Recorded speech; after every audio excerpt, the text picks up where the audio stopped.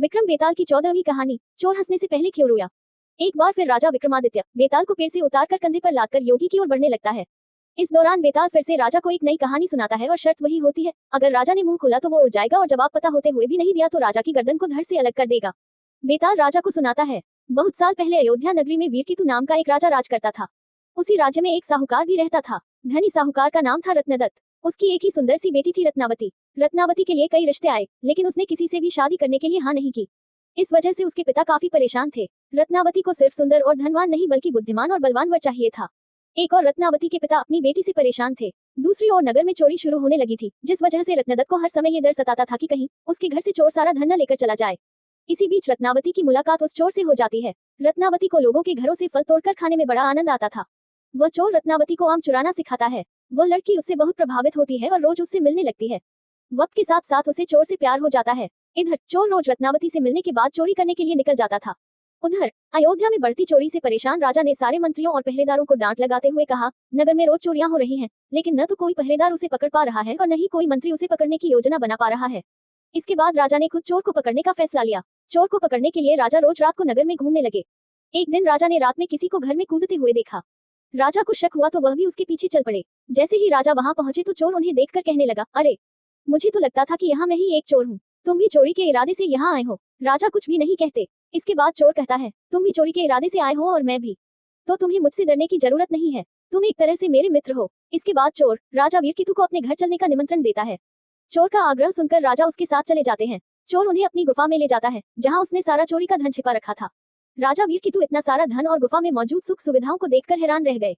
कुछ देर बाद राजा ने चोर से पूछा, तुमने इतना सारा धन इकट्ठा कर रखा है, तुम्हें चोरी करते हुए डर नहीं लगता? चोर जोर से हंसकर कहता है, राजा की सेना में कोई भी साहसी नहीं है और न ही वो अपने काम को ईमानदारी कर रहे हैं। अगर एक व्यक्ति भी अपना कार्य ईमानदारी से करता तो इतना मुश्किल नहीं होता मुझे पकड़ना। एक चोर राजा की पूरी सेना पर भारी पड़ गया है, वहाँ कोई योद्धा ही नहीं है। ये सुनते ही राजा ने अपनी तलवार निकाली और चोर से युद्ध करके उसे अपना बंदी बना लिया। चोर हैरान रह गया। उसे कुछ देर बाद समझ आया कि इतनी देर से राजा भेष बदलकर उसके साथ थे। राजा वीरकेतु उसे अपने साथ राजमहल ले जाते हैं और फांसी पर चढ़ाने की सजा सुना देते हैं। जैसे ही इस बात का ऐलान होता है कि चोर पकड़ा गया और उसे फांसी होने वाली है, तो रत्नावती परेशान हो जाती है। उसे पता चल गया था कि राज्य में जो चोरी कर रहा था वही उसे आम चुराना सिखाता था। परेशान होकर रत्नावती अपने पिता रत्नदत्त से कहती है, पिताजी, जिस व्यक्ति को मैं मन ही मन अपना पति मान चुकी हूँ उसे राजा ने पकड़ लिया है और वो उसे फांसी पर लटकाने वाले हैं। आप कुछ कीजिए। रत्नदत्त को अपनी बेटी की बात समझ ही नहीं आती है। तब वह अपने पिता को चोर और अपनी मुलाकात के बारे में विस्तार से बताती है और कहती है कि वो उसके बिना नहीं रह सकती है। रत्नदत्त अपनी बेटी को समझाने की कोशिश करता है। जब बेटी नहीं मानती है तो वह मजबूर होकर राजा के पास चला जाता है।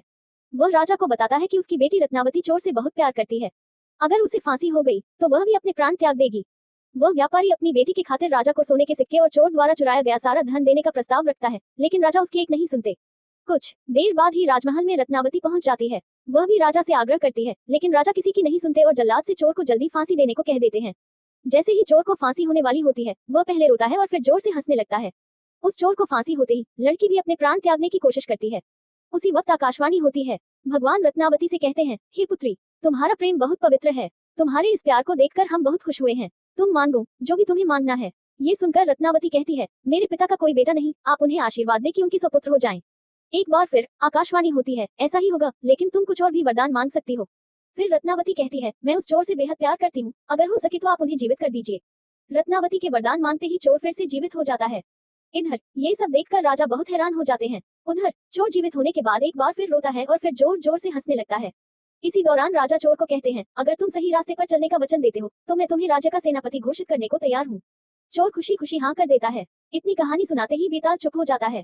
फिर विक्रमादित्य से पूछता है, हे राजन, बताओ वह चोर फांसी चढ़ते समय और जीवित होने के बाद क्यों पहले रोया और फिर हंसने लगा? राजा ने जवाब दिया, सुन बेताल, चोर को दुख इस बात का हुआ कि उसने जीवन में सिर्फ चोरी ही की, इसके बाद भी इतनी सुंदर लड़की उसके लिए मरने के लिए तैयार है। फिर हंसा इसलिए क्योंकि उसने सोचा एक ऐसी लड़की जिससे राजकुमार भी शादी करना चाहते थे, उसे प्यार भी हुआ तो एक चोर से। दोबारा जिंदा होने के बाद वो नया जीवन मिलने पर रोया और खुश भगवान के खेल को देखकर हुआ। एक बार फिर सही जवाब मिलने के बाद बेताल उड़कर पेड़ से जा लटका। सच्चाई और मेहनत की राह अपनाकर अपने पिछले बुरे कर्मों को हराया जा सकता है। कहानी से सीख। पहली सीख यह मिलती है कि प्यार में बड़ी ताकत होती है।